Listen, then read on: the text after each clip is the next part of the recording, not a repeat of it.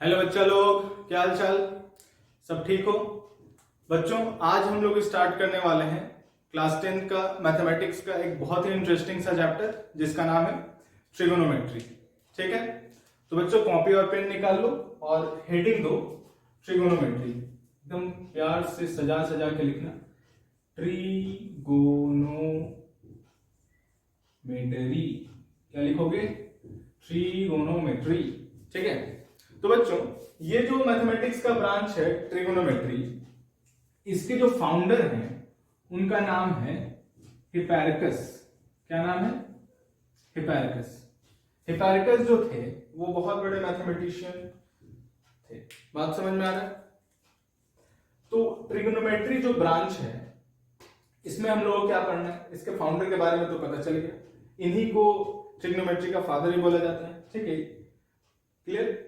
अब देखते हैं कि ट्रिगोनोमेट्री जो है इसमें हम लोग को पढ़ना क्या है। ये जो ब्रांच है मैथमेटिक्स का, इसमें हम लोग पढ़ेंगे राइट एंगल ट्रायंगल के बारे में। किसके बारे में पढ़ेंगे?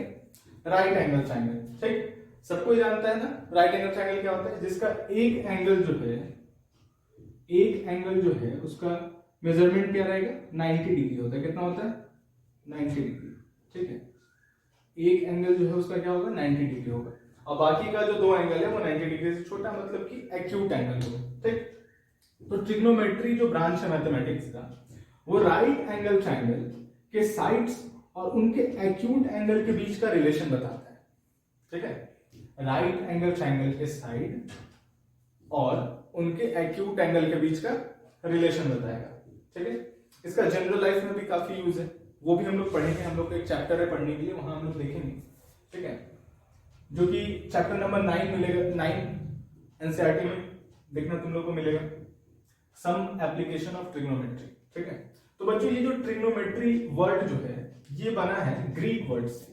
ठीक है, ग्रीक के दो वर्ड से बना हुआ, एक है ट्रिगोनोन,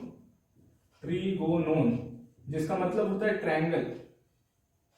ट्रायंगल के बारे में तो सबको पता है ट्रायंगल क्या होता है। दूसरा है मेट्रोन, इसका मतलब होता है मेजर। मतलब कि हम लोग क्या पढ़ेंगे? ट्रायंगल का मेजर करने वाला है, ट्रायंगल का मेजरमेंट। ठीक है, जैसा कि मैंने तुम लोग को यहाँ बताया राइट एंगल ट्रायंगल में।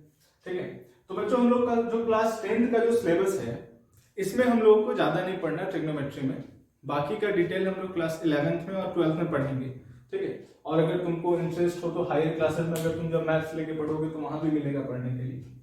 ठीक, तो पहले देख लेते हैं क्लास 10th में हम लोग को ट्रिग्नोमेट्री में पढ़ना क्या क्या है। ठीक है, तो बच्चों क्लास 10th में हम लोग को ट्रिग्नोमेट्री में दो चैप्टर पढ़ने के लिए।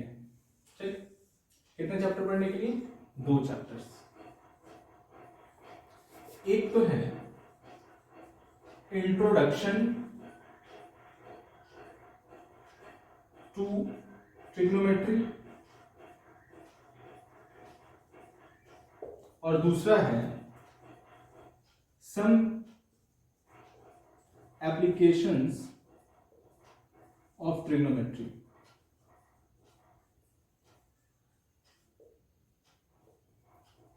बात समझ में आ गया? दो चैप्टर है पढ़ने के लिए, introduction to trigonometry and some applications of trigonometry. ये जो चैप्टर है यहाँ पर हम लोग देखेंगे कि जनरल लाइफ में हम लोग को ट्रिग्नोमेट्री का कहाँ कहाँ यूज पड़ता है और कब कब हम इसका यूज करके अपने लाइफ में अगर कोई मान लो ऐसा कुछ प्रॉब्लम आ जाए। जैसे कि एक एग्जांपल दे रहे हैं कि मान लो हम लोग ये एक पॉल है, ठीक है, इलेक्ट्रिक पॉल है, हम इससे मान लो 10 मीटर की दूरी पे खड़े हैं। हम 10 मीटर की दूरी पे खड़े हैं, हमको पता है कि हम यहाँ से जो इसको देख रहे हैं, ये जो एंगल बन रहा है यहाँ से, ये एंगल बन रहा है मान लो कुछ भी एंगल 30 डिग्री। ठीक है, और हम जानना चाह रहे हैं कि इसका हाइट कितना है, तो ये हम कैलकुलेट कर सकते हैं। ठीक है, इसी तरीके का अगर कोई भी प्रॉब्लम आता है तो वो हम लोग ट्रिग्नोमेट्री की मदद से सॉल्व कर सकते हैं। बात समझ में आ रहा है? ठीक है, तो ये हम लोग पढ़ेंगे सम एप्लीकेशन ऑफ ट्रिग्नोमेट्री, जो हम लोग का अगला चैप्टर मिलेगा। आने वाले टाइम में हम लोग इसको पढ़ने वाले हैं। आज हम लोग स्टार्ट करेंगे इंट्रोडक्शन टू ट्रिग्नोमेट्री। ठीक, तो ये तुम लोग को चैप्टर नंबर 8 में मिलेगा और ये तुम लोग को मिलेगा चैप्टर नंबर 9 एनसीईआरटी में। ठीक है, तो बच्चों इंट्रोडक्शन टू ट्रिग्नोमेट्री जो है इसमें हम लोग को दो चैप्टर पढ़ना है। बात समझ में आ रहा है? इसमें हम लोग को दो चैप्टर के दो डिफरेंट टॉपिक पढ़ना है, दो डिफरेंट टॉपिक्स मिलेगा। एक मिलेगा ट्रिगोनोमेट्रिक रेशियो,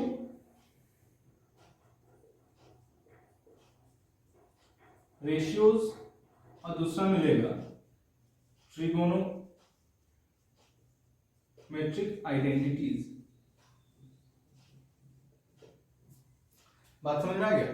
ठीक है, तो ये तुम लोग पहले लिख लो, फिर हेडिंग देंगे ट्रिग्नोमेट्रिक रेशियोज। ठीक है,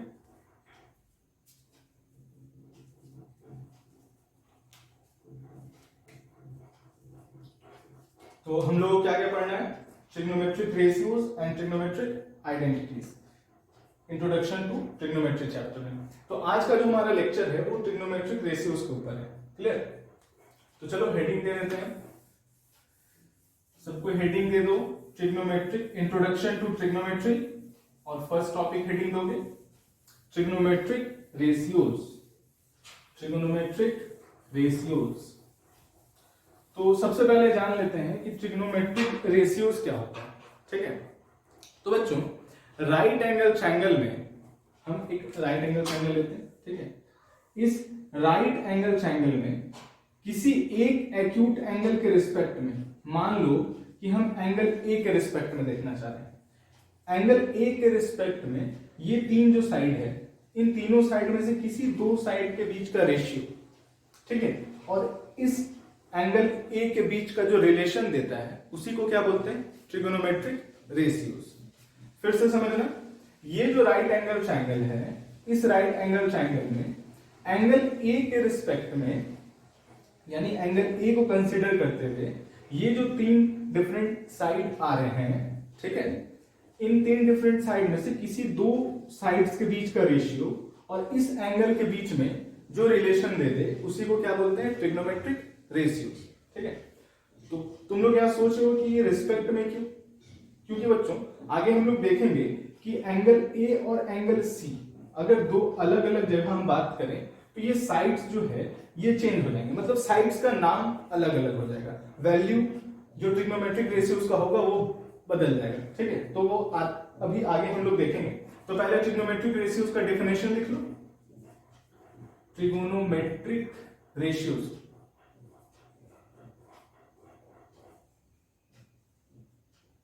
इसका डेफिनेशन क्या होगा ट्रिग्नोमेट्रिक रेशियोज का? ट्रिग्नोमेट्रिक रेशियोज का डेफिनेशन होगा the ratio of sides of right angle triangle,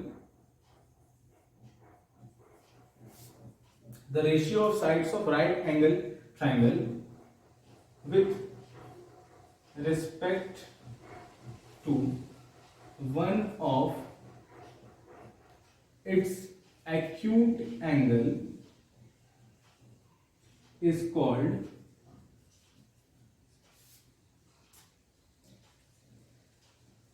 trigonometric ratios. ठीक है, क्या है? The ratios of side of right angle triangle with respect to one of its acute angle is called trigonometric ratios. ठीक है, जैसा मैंने तुम लोगों को भी बताया जस्ट, ठीक है, कि किसी एक एंगल के रिस्पेक्ट में, उसके रिस्पेक्ट में जो साइड है, उन लोग उनके साइड्स के बीच का रेशियो और इस एंगल के बीच में जो रिलेशन दे दे उन्हीं को क्या बोलते हैं? ट्रिगोनोमेट्रिक रेशियोज बोला जाता है। ठीक है, तो बच्चों ट्रिग्नोमेट्रिक रेशियोज जो है वो कुल मिलाकर 6 होता है। ठीक है, ट्रिग्नोमेट्रिक रेशियोज कितना होता है? कुल मिलाकर 6 होता है। नंबर 1 जो है उसको हम लोग बोलेंगे sine, number 2 cosine, number 3 tangent, number 4 cotangent, number 5 secant, and number 6 cosecant. ठीक है, तो बच्चों पहले यहां देख लो। ठीक है, क्या हो गया? सबसे पहला sine, cosine, tangent, cotangent, secant और कोसेकेंड, ये छेव जो है ये छेव अलग अलग वैल्यूज देगा, ठीक है, वो हम लोग आगे भी जानेंगे। ठीक, साइन को हम लोग लिखते हैं SIN साइन, कोसाइन को लिखेंगे कॉस, टेंजेंट को लिखेंगे टैन, कोटेंजेंट को लिखते हैं कॉट, सेकेंड को लिखते हैं सेक, ठीक है, और कोसेकेंड को लिखते हैं कॉस। बात समझ में आ गई? इसे नोट डाउन कर लो।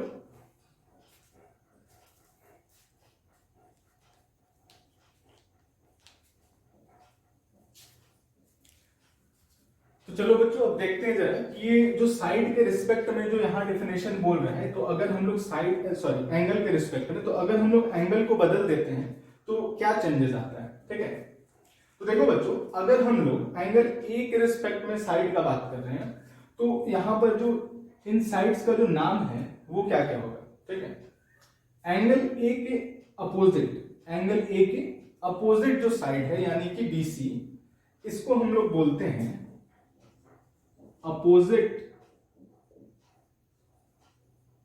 अपोजिट टू एंगल ए, ठीक है, opposite of angle A, clear. इसको हम लोग परपेंडिकुलर भी बोलेंगे,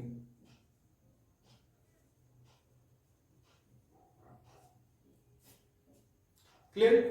अब एंगल ए जो है वो दो साइड्स के बीच में बना है, ठीक है ना। जो बड़ा वाला साइड है इसको मैं ऐसा ही बोल सकते हैं कि 90 डिग्री के सामने वाला जो साइड है यानी कि AC, इसको बोलते हैं हाइपोटेनस। क्या बोलते हैं? Hypotenuse, clear.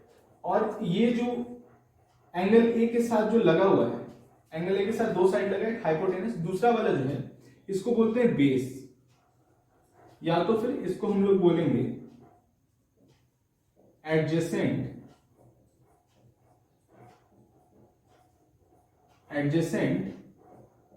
Of angle A, adjacent of angle A, clear. तो बच्चों मैं जो तुम लोग को पढ़ाऊंगा मैं ये टर्म यूज करूंगा, बेस एंड परपेंडिकुलर, ठीक है। एंगल ए के अपोजिट साइड में जो होगा, अपोजिट ऑफ एंगल ए, वो कौन हो गया? Perpendicular. Adjacent of angle A उसे क्या बोलेंगे? बेस। और जो बड़ा वाला साइड जो है इस ट्रायंगल का उसको क्या बोलेंगे? Hypotenuse, clear. कब ऐसा बोलेंगे? जब हम लोग किसके रिस्पेक्ट में देख रहे हैं? एंगल ए के रिस्पेक्ट में देख रहे हैं, ठीक है। अगर मान लो यहीं पर हम अगर चेंज करके हम बोले कि एंगल सी के रिस्पेक्ट में जरा बताओ, किसके रिस्पेक्ट में? एंगल सी के रिस्पेक्ट में, तो अब देखो नाम चेंज हो जाएगा। कैसे चेंज हो जाएगा? एंगल सी का अपोजिट साइड जो है ये बन गया परपेंडिकुलर, जो कि यहां कौन था? बेस था। फर्स्ट वाले केस में क्या था? बेस था। लेकिन यहां जब एंगल सी के रिस्पेक्ट में देख रहे हैं तो ए भी क्या बन गया? परपेंडिकुलर बन गया। अब एंगल सी, एंगल ये जो 90 डिग्री के सामने वाला जो हो गया इसको क्या बोलेंगे? हाइपोटेनस। हाइपोटेनस वही रहने वाला बच्चों, हाइपोटेनस नहीं चेंज करेगा, ठीक है। चेंज कौन करेगा? बस बेस और परपेंडिकुलर। तो ये बचा हुआ साइड क्या हो गया? बेस, क्लियर है। तो बच्चों अब कुछ प्रॉब्लम इस पे डिस्कस कर लेते हैं, ठीक है, अलग अलग केस लेकर के, कौन सा हाइपोटेनस होगा, कौन सा परपेंडिकुलर होगा। फिर हम लोग देखेंगे कि साइन, अगर साइन ऑफ एंगल ए का बात किया जाए, है ना, मतलब मैंने तुम लोगों को बताया था ना कि ये जो ट्रिग्नोमेट्रिक रेशियो ये क्या है? किसी एक एंगल के रिस्पेक्ट में साइड्स का रेशियो और इस एंगल के बीच का रिलेशन। तो अगर हम साइन को यूज करें, इस रेशियो को, साइन को, तो साइन ऑफ एंगल ए का वैल्यू क्या होगा? मतलब कि साइन ऑफ एंगल अगर ए ले रहे हैं तो उस वक्त किन दो साइड्स का रेशियो जो है वो साइन ऑफ एंगल ए के बराबर आएगा, क्लियर। तो वो अब हम लोग देखेंगे, ठीक है। तो उससे पहले कुछ क्वेश्चंस कर लेते हैं जिसमें हम लोग डिफरेंट ट्रायंगल्स को, डिफरेंट ट्रायंगल्स में अलग अलग एंगल के हाइपोटेनस, परपेंडिकुलर और बेस पहचानेंगे, ठीक।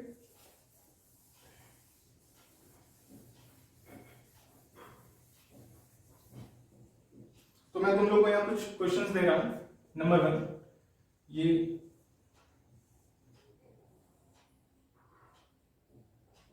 ट्रायंगल नंबर 1, ये ए है, ये बी है, ये सी है। नंबर 2, इसमें हम लोग कंसिडर कर रहे हैं एंगल सी।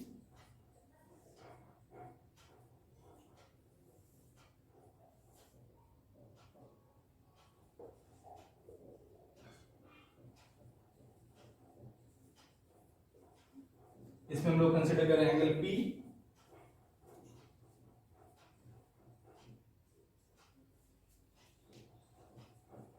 एक और देखते हैं जरा,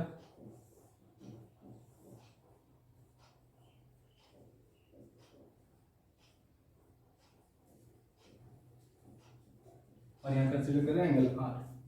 ठीक है, ये 3 क्वेश्चन है, जरा ट्राई करो क्या क्या होगा।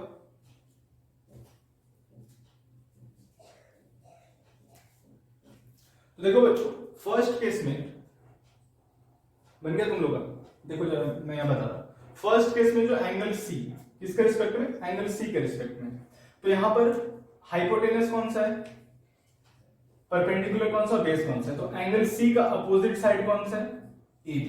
ठीक है ना, एंगल C का अपोजिट साइड AB, तो ये क्या हो गया, अपोजिट वाले को क्या बोलते हैं, परपेंडिकुलर। क्या बोलेंगे, परपेंडिकुलर।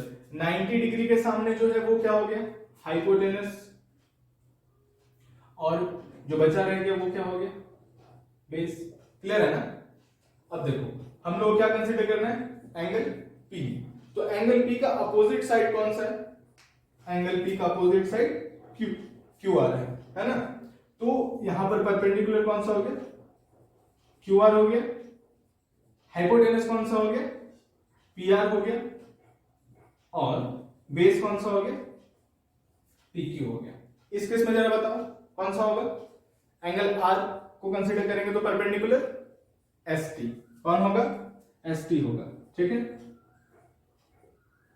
हाइपोटेनस कौन सा होगा, 90 के सामने, और परपेंडिकुलर बेस कौन सा हो गया, ये वाला जो बचा रहा है। क्लियर है, ये सारा कुछ तुम लोगों को समझ में आ गया, वेरी गुड। तो चलो बच्चों आगे करते हैं। अब डिफरेंट जो रेशियोज है उनका वैल्यू देखते हैं कि अलग अलग रेशियोज का वैल्यू क्या क्या होता है इसमें। ठीक है, तो सबसे पहले एक राइट एंगल ट्रायंगल बना लेते हैं, जिसका हम लोग नाम देंगे ABC। ठीक, तो B पे 90 डिग्री बना लेते हैं, B। ठीक है, ये A और ये C, तो A, B एंड C। कौन सा एंगल को कंसीडर करें, A या C। चलो फर्स्ट नंबर में एंगल A को कंसीडर करते हैं। ठीक है, किसको कंसीडर करें, एंगल A। ठीक, तो देखते हैं नंबर फर्स्ट, 6 डिफरेंट था ना, कौन कौन सा था, साइन, कॉस, टैन, कॉट, सेक और कोसेक। ठीक है, तो सबसे पहला रेशियो जो है ट्रिग्नोमेट्रिक रेशियो, वो साइन लेते हैं। ठीक है, तो अगर साइन ऑफ एंगल ए लिया जाए, साइन ऑफ एंगल ए, ठीक, इसको क्या पढ़ेंगे, साइन ऑफ एंगल ए। ठीक है, तो अगर साइन ऑफ एंगल ए लिया जाए तो ये किस दो साइड के रेशियो के बराबर आएगा, देखते हैं। तो देखो बच्चों, ये एंगल ए ले रहे हैं तो ये मेरा क्या हो गया, परपेंडिकुलर हो गया। ठीक, ये हो गया बेस और ये हो गया हाइपोटेनस। बच्चों परपेंडिकुलर को मैं P से डिनोट कर रहा हूं, बेस को B से और हाइपोटेनस को स्मॉल h से। ठीक है, तो जरा ध्यान दो, यहां पर अगर एंगल ए को कंसीडर किया जाए तो यहां 3 डिफरेंट साइड्स है ना, तो अगर हम रेशियो बनाना चाहें इन 3 डिफरेंट साइड्स का तो कितना रेशियो बनेगा, जरा देखो। एक हाइपोटेनस परपेंडिकुलर के बीच में 2 बन जाएगा, हाइपोटेनस अपॉन परपेंडिकुलर या परपेंडिकुलर अपॉन हाइपोटेनस, है ना। बेस और परपेंडिकुलर के बीच में बनेगा base upon perpendicular, perpendicular upon base, 2 ratio यहां हो गया, और यहां पर 2 बन जाएगा हाइपोटेनस और बेस के बीच में, hypotenuse upon base and base upon hypotenuse. समझ में आ रहा है ना सभी को। ठीक है, तो मतलब ये 6 डिफरेंट रेशियोज बनेगा, तो वो 6 डिफरेंट यहां जो आएगा मेरा साइन ए कॉस ए, वो उन 6 के बराबर आएगा। ठीक है, तो साइन ए जो है ये किस 2 साइड के रेशियो के बराबर आता है, तो साइन जो है साइन ए ये आएगा परपेंडिकुलर अपॉन हाइपोटेनस। किसके बराबर होगा, साइन ए का अगर वैल्यू पूछे तो वो किन के बराबर आएगा, परपेंडिकुलर अपॉन हाइपोटेनस, यानी कि कौन सा साइड है, BC अपॉन सॉरी AC। ठीक है, नंबर 2। अब देखो बच्चों, साइन का जो जैसे परपेंडिकुलर बाय हाइपोटेनस, तो एक हाइपोटेनस बाय परपेंडिकुलर भी तो होगा ना। ठीक है, तो वो जो है वो कोसेक के बराबर आएगा, cosec, cosec of angle A, cosec of angle A, ठीक है। तो ये क्या हो जाएगा, हाइपोटेनस बाई परपेंडिकुलर, यानी कि AC अपॉन BC, ठीक है। अगला है tan ऑफ एंगल A, क्या है, tan ऑफ एंगल A, ये जो है ये परपेंडिकुलर अपॉन बेस, परपेंडिकुलर और बेस के बीच का रेशियो, यानी कि perpendicular upon base, BC upon AB, ठीक है, तो BC बाई AB, ठीक। अब perpendicular by base, base by perpendicular भी एक होगा, है ना, तो वो किसके बराबर आएगा, वो होगा कॉट ऑफ एंगल A। ये क्या आएगा, base by perpendicular, base by perpendicular, यानी कि बेस हो गया हम लोग का AB और परपेंडिकुलर हो गया BC। अब किनके बीच में रह गया, जरा देखो, हाइपोटेनस और बेस के बीच में रह गया, है ना, यानी कि, और यहां पर कौन कौन सा छूट रहा है, एक सेक छूट रहा है, देखो जरा, सेक कहीं नहीं नजर आ रहा है, और एक और जो छूट रहा है वो है कॉस, एक सेक और दूसरा है कॉस, ठीक है, एक सेक छूट रहा है, दूसरा कॉस छूट रहा है, ठीक है।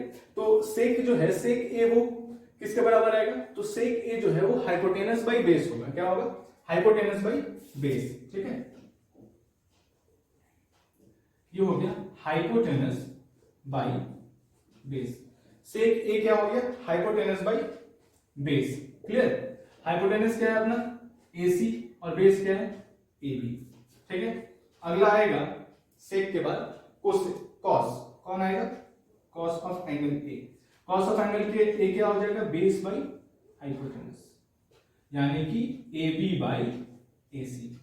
तो समझ में आया बच्चों, ये 6 जो डिफरेंट ट्रिग्नोमेट्रिक रेशियोज है, अगर किसी एक, मैंने स्टार्टिंग में बताया था कि किसी एक एंगल के रिस्पेक्ट में जो 3 साइड है उन लोग के बीच का रेशियो और इस एंगल के बीच में रिलेशन देता है, तो साइन जो है, साइन ए क्या बताएगा, परपेंडिकुलर बाई हाइपोटेनस, इस रिस्पेक्ट एंगल ए के रिस्पेक्ट में जो परपेंडिकुलर है और जो हाइपोटेनस है उन लोग के बीच का रेशियो, यानी कि BC बाई AC, क्लियर।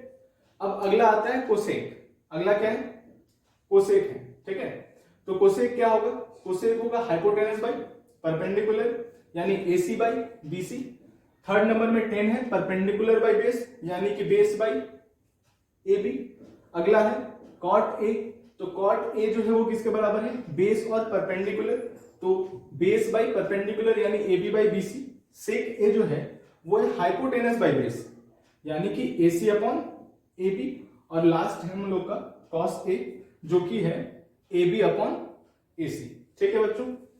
तो तुम लोग इसे नोट डाउन करो, और तुम लोग एक काम और करोगे, अभी एंगल C के रिस्पेक्ट में लिखना है। अभी हम लोग एंगल A ले रहे थे ना, अब हम लोग को क्या निकालना है, तुम लोग जरा यहां पर निकालो जरा, sine of angle C, cosec of angle C, tan of angle C, cot of angle C, sec of angle C and cos of angle C। जल्दी से जरा फाइंड करो इसे।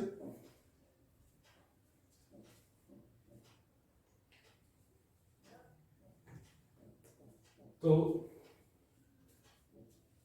कर लिए तुम लोग फाइंड। तो देखते हैं जरा, अगर एंगल C को कंसीडर किया जाए, एंगल C के रिस्पेक्ट में देखा जाए तो साइड बदल जाएगा, ठीक है। हाइपोटेनस वही रहेगा, परपेंडिकुलर यहां आ जाएगा और बेस यहां आ जाएगा। अभी जस्ट हम लोग किए थे ना थोड़ा देर पहले, तो थोड़ा यहां सिंप्लीफाई करने के लिए फिर से फिगर बना लेते हैं इस ट्रायंगल का। ये हो गया A, ये हो गया B और ये हो गया C। अब हम लोग का एंगल यहां कंसीडर करना, एंगल C पर, ठीक है। तो ये तो अपना हाइपोटेनस वही रहेगा, ये नहीं जाने वाला, ये सबसे बड़ा है, ठीक है। बेस कौन सा हो गया, परपेंडिकुलर देख लेते पहले, C के सामने ये हो गया अपना परपेंडिकुलर और ये हो गया बेस, ठीक। हाइपोटेनस को स्मॉल h से डिनोट करेंगे, इसको स्मॉल b से, और इसके लिए स्मॉल p का यूज किया जाएगा, ठीक। तो साइन C, साइन किसके बीच का रिलेशन है, कौन कौन से साइड के बीच का, जल्दी बताओ। परपेंडिकुलर एंड हाइपोटेनस, तो कौन कौन सा होने वाला है, AB upon AC, perpendicular upon hypotenuse.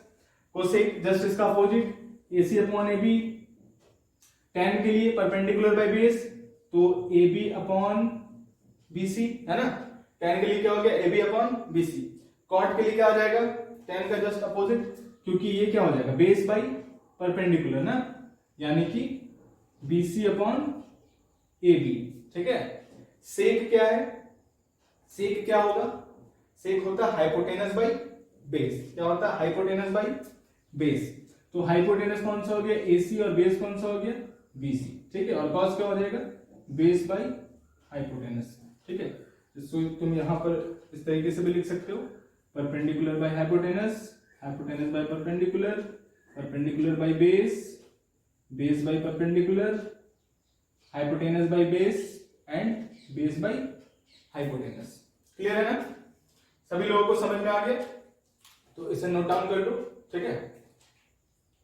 फिर हम लोग आगे इस पे और डिस्कशन करते हैं, थोड़ा कुछ इंपॉर्टेंट पॉइंट्स डिस्कशन करेंगे, ठीक है। तो चलो अब आगे देखते हैं, ये वाला फिगर भी हटा दो, इसे भी रहने दो।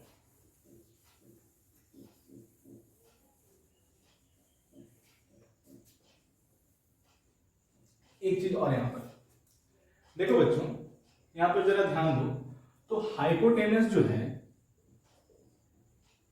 हाइपोटेनस, अच्छा पाइथागोरस थ्योरम तुम लोग पढ़े होगे, है ना, पाइथागोरस थ्योरम तुम लोग पढ़े। तो अगर मान लो किसी ट्राइंगल में हाइपोटेनस दे दिया, परपेंडिकुलर दे दिया, बेस पूछ लिया, है ना, कि बेस क्या होगा, तो पाइथागोरस थ्योरम के अकॉर्डिंग क्या होता है, हाइपोटेनस का square is equal to perpendicular square plus base square है। तो हाइपोटेनस क्या आ जाएगा under root perpendicular square plus base square, ठीक है। यहां से परपेंडिकुलर का भी वैल्यू निकाल सकते हो, हाइपोटेनस का स्क्वायर माइनस बेस का स्क्वायर, और बेस का भी निकाल सकते हो, क्या आ जाएगा हाइपोटेनस का स्क्वायर माइनस परपेंडिकुलर का स्क्वायर, ठीक है। ये किसके मदद से हम लोग निकाल लेंगे, पाइथागोरस थ्योरम की मदद से निकाल लेंगे, ठीक है। यहां पर क्या है, यहां पर कि कोई दो साइड गिवन होना चाहिए तीसरा साइड को निकालने के लिए, ठीक। लेकिन देखना हम लोग जब आगे ट्रिग्नोमेट्री में पढ़ेंगे, तो अगर हम लोग को ये एंगल पता है, ठीक है ना, जैसे कि मान लो साइन ए का देख लेते हैं, अगर हमको एंगल ए पता है तो कुछ स्पेशल एंगल्स का केस हम लोग करेंगे, जैसे साइन 30, साइन 45, साइन 0, ये सब केस। तो जब हम लोग को अगर एंगल ए पता है और परपेंडिकुलर और हाइपोटेनस में से कोई एक पता है, तो हम दूसरा हाइपोटेनस निकाल सकते हैं। आप समझ रहे हैं कैसे, अगर मान लो साइन ए का वैल्यू 30 डिग्री दे दिया, तो साइन 30 का वैल्यू हमको पता होता है, इसका वैल्यू होगा 1/2, और परपेंडिकुलर अगर दे दे, मान लो कुछ भी दे दे 1 दे दे, तो हाइपोटेनस हम लोग कैलकुलेट कर सकते हैं, इक्वेट करके, ठीक है। वो आने वाले लेक्चर्स में हम लोग देखेंगे। तो खैर ये चीज समझ में आ गया ना, ये याद रखने का जरूरत है, ठीक है, ये बहुत यूज पड़ेगा, ठीक। तो यहाँ मैं क्या बता रहा था तुम लोग, तो बच्चों यहाँ जरा ध्यान दो, हाइपोटेनस जो है राइट एंगल ट्रायंगल का सबसे बड़ा साइड होता है। हाइपोटेनस क्या है, राइट एंगल ट्रायंगल का सबसे बड़ा साइड होता है, ठीक है। तो इसका मतलब कि इन सारे में देखो, सब के सब में देखो, यहां पर क्या है परपेंडिकुलर बाई हाइपोटेनस, ठीक, यहां क्या बेस बाई हाइपोटेनस। तो अगर हाइपोटेनस परपेंडिकुलर और बेस दोनों से बड़ा है, तो ये वाला जो रिजल्ट है परपेंडिकुलर बाय हाइपोटेनस, ये कभी 1 से बड़ा आएगा क्या, साइन ऑफ एंगल है, कभी 1 से ज्यादा हो सकता है क्या, नहीं हो सकता। क्यों नहीं हो सकता, अगर मान लो न्यूमरेटर जो है डिनोमिनेटर से छोटा हो जाए, जैसे 2/3, 4/5, ये रिजल्ट कभी भी 1 से बड़ा आएगा क्या, नहीं आएगा, हमेशा क्या आएगा 1 से छोटा आएगा। बात समझ में आ रहा है ना, ठीक है। तो इसी वजह से जहां जहां तुम फॉर्मूला में देखो, जहां जहां हाइपोटेनस डिवाइड में है, वो रिजल्ट कभी भी 1 से बड़ा नहीं आ सकता। जैसे कि साइन, साइन क्या होगा परपेंडिकुलर बाई हाइपोटेनस, ये कभी भी 1 से बड़ा नहीं आएगा, ये हमेशा क्या होगा 1 से छोटा होगा, ठीक है ना, क्या होगा हमेशा 1 से छोटा होने वाला है, ठीक है। ये जो है कॉस, कॉस ए जो, ये भी क्या होगा 1 से छोटा आएगा, क्या आएगा 1 से छोटा आने वाला है, ठीक है। यहां पर देखना जरा कि ये 1 के बराबर भी हो सकता है, कब हो सकता है, जब परपेंडिकुलर और हाइपोटेनस बराबर हो जाए, ठीक है। वो कब होगा, वो आगे हम लोग देखेंगे जब एंगल वाला वैल्यू करेंगे, ठीक है। जब हम ए को अगर एकदम यहां पर ले आए बी के पास, तब खैर उस पर भी ध्यान नहीं देना, वो आगे करेंगे। तो अभी यहां पर देखो साइन ए हाइपोटेनस परपेंडिकुलर से हमेशा बड़ा होगा, ठीक है। तो हाइपोटेनस जब परपेंडिकुलर से हमेशा बड़ा होगा, तो ये रिजल्ट कभी भी 1 से बड़ा हो नहीं सकता।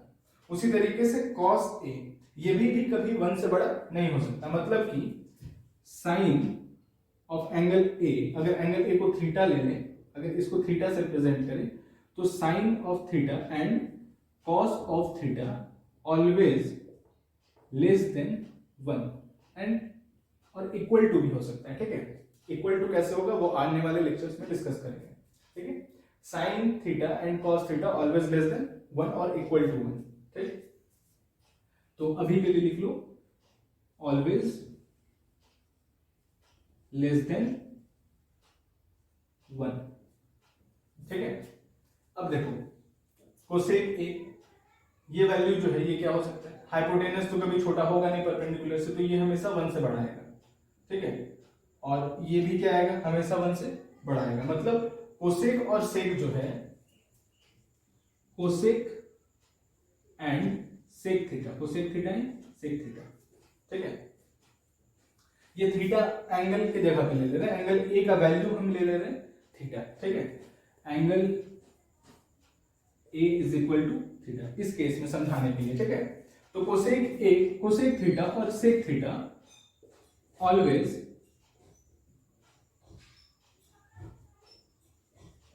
ग्रेटर देन 1, ऑलवेज क्या होगा, ऑलवेज ग्रेटर देन 1, ठीक है।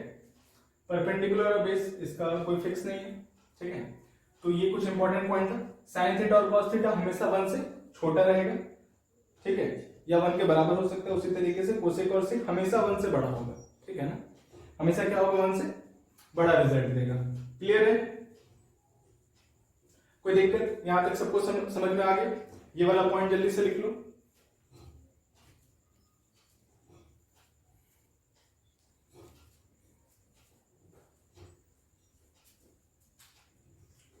लिख लिए सब कोई। चलो बच्चों आगे कुछ और इसमें डिस्कस करते हैं। यहां तक सबको समझ में आ गया ना अच्छे से, ठीक है।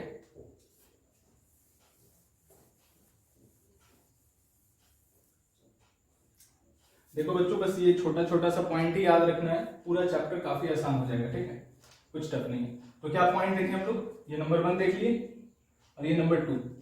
साइन थीटा और कॉस थीटा हमेशा क्या होगा 1 से छोटा होगा, या तो 1 के बराबर हो सकता है। कोसेक थीटा और सेक थीटा क्या होगा, ऑलवेज ग्रेटर देन 1 होगा। और कुछ पॉइंट यहां जैसे हम लोग लिख रहे थे साइन ए, साइन ए, इसका मतलब मैंने तुम लोगों को बताया था ना, इसका मतलब क्या है, साइन ऑफ एंगल ए, ठीक है ना, साइन ऑफ एंगल ए। इसे ऐसा मत समझ लेना कि ये क्या है, प्रोडक्ट ऑफ साइन एंड ए, ये गलत है, ठीक है, ये चीज गलत है, ये प्रोडक्ट नहीं है, ठीक है ना। क्योंकि आगे जैसे क्लासेस में पढ़ेंगे तो पता चलेगा ये क्या है, साइन एक फंक्शन है, ठीक है। 11th में जाओगे तो समझ में आएगा, ठीक। तो यहां पर क्या है, साइन ए का मतलब क्या होता है, साइन ऑफ एंगल ए, ना कि product of sine and A. Clear है, समझ में आया बच्चों, ठीक है। पॉइंट नंबर ये 3 है। Point number 4, point number 4 important है, ठीक है। पॉइंट नंबर 4 जो है वो काफी इंपॉर्टेंट है। क्या है पॉइंट नंबर 4? पॉइंट नंबर 4 बताता है कि ये जो रेशियोज है, ट्रिग्नोमेट्रिक रेशियोज, जैसे कि साइन ए, यहां पर साइन ए को देख लेते हैं तो साइन ए क्या आ रहा था, परपेंडिकुलर बाय हाइपोटेनस, यानी बीसी बाय एसी। तो ये जो साइन ए जो है, ठीक है, साइन ए ये साइड लेंथ पे डिपेंड नहीं करता, ठीक है। कैसे डिपेंड नहीं करता, चलो इसको जरा समझ लेते हैं, ठीक है। तो पहले ये दोनों पॉइंट लिख लिए, ये पॉइंट लिख लिए। अब एक अगला पॉइंट है उसको भी पहले नोट कर लेते हैं, फिर समझाते हैं।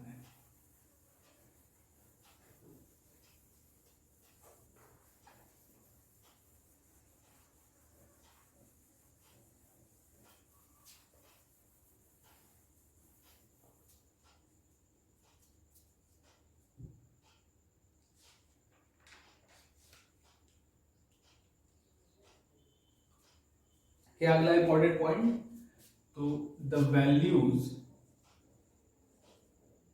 ऑफ ट्रिग्नोमेट्रिक ratios independent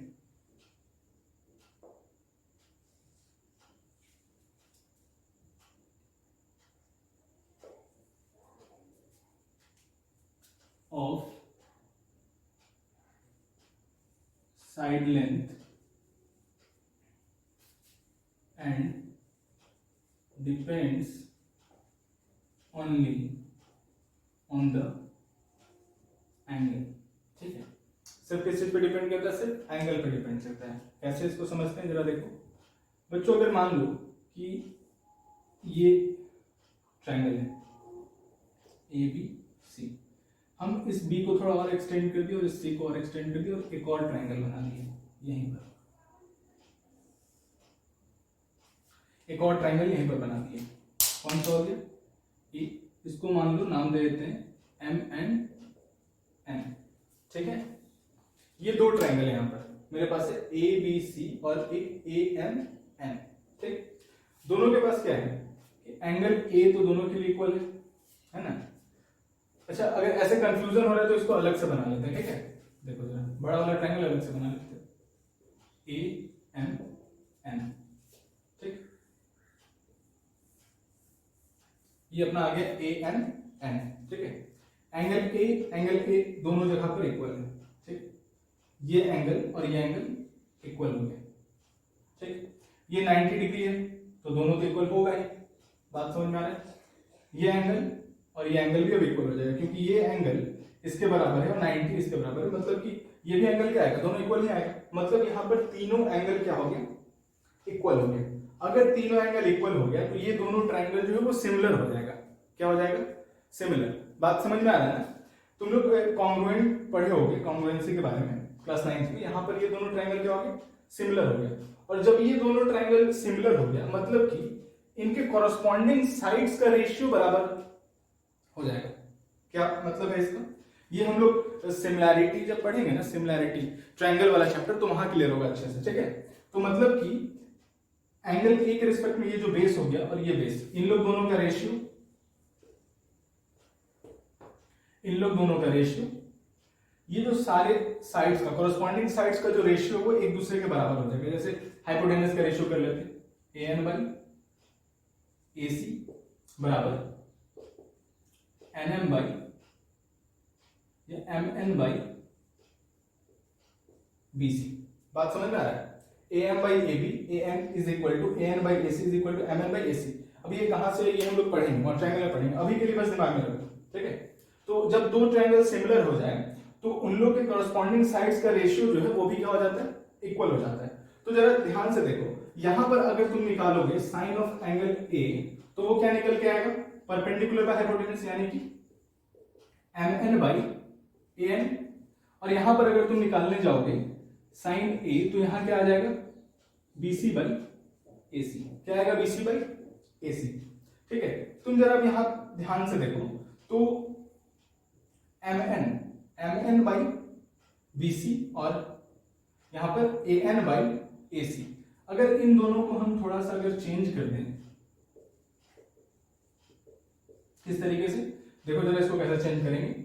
इस बीसी को यहां रख देंगे और ए एन को यहां क्रॉस मल्टीप्लाई कर लेंगे तो ये बीसी यहां आ जाएगा, बीसी बाई ए सी, और ये ए एन इधर चला जाएगा, M N by A N.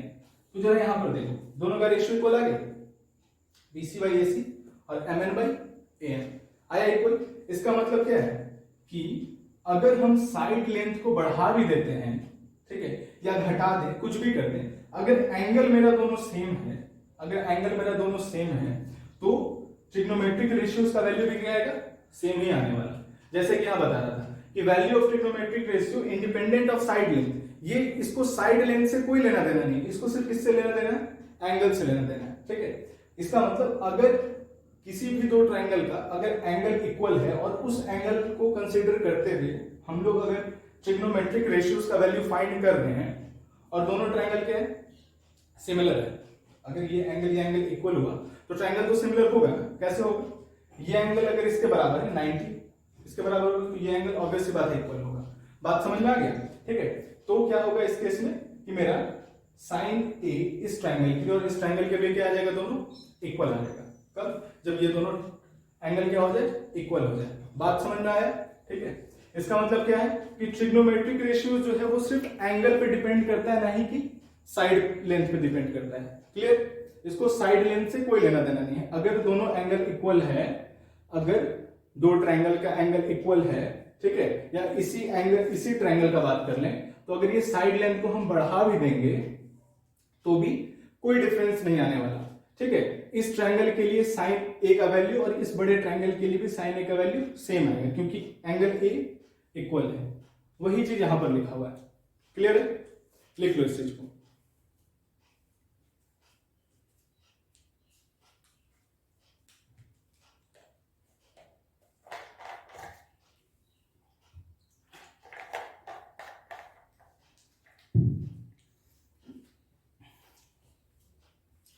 तो चलो बच्चों अब इस टॉपिक पे कुछ क्वेश्चंस कर लेते हैं, ठीक है।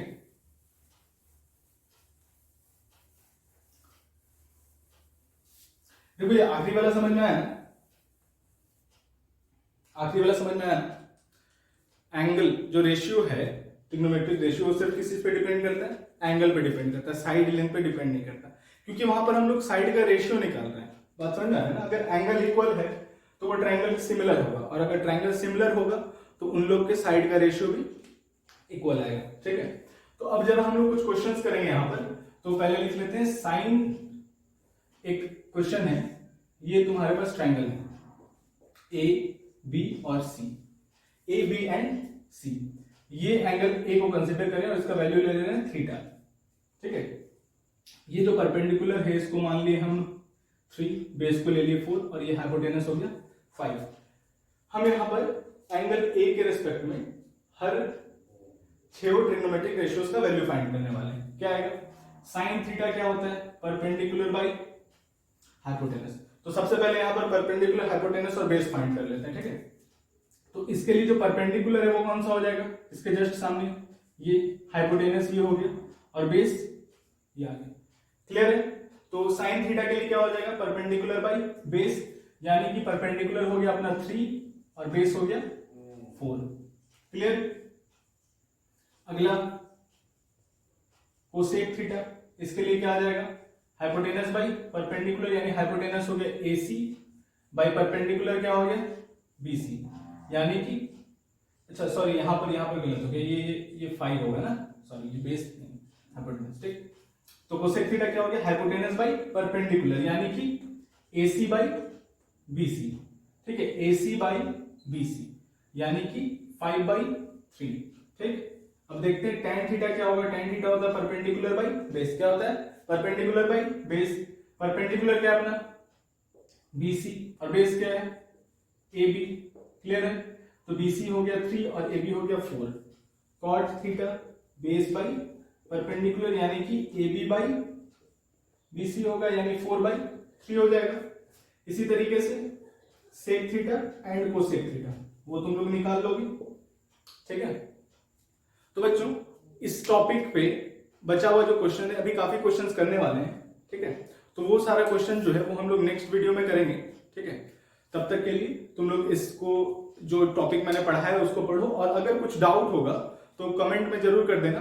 और डिस्क्रिप्शन में मैंने तुम लोग के लिए एक टेलीग्राम ग्रुप बनाया है, ठीक है। तो उसे ज्वाइन कर लो, वहां पर मैं तुम लोगों को कुछ क्वेश्चंस दूंगा, ठीक है। और इस चैप्टर का नोट्स भी जैसे ही चैप्टर कंप्लीट होता है मैं वहां नोट्स तुम लोग को दे दूंगा, हैंड रिटन नोट्स, ठीक है। तो बच्चों इस क्वेश्चन को करना। अगला जो लेक्चर आएगा उसमें हम लोग इस पे बेस्ड कुछ क्वेश्चंस करेंगे और एनसीईआरटी एक्सरसाइज जो है उसको भी सॉल्व करेंगे, ठीक है। 8.1, ठीक है बच्चों। तो इसे तुम लोग सॉल्व करोगे।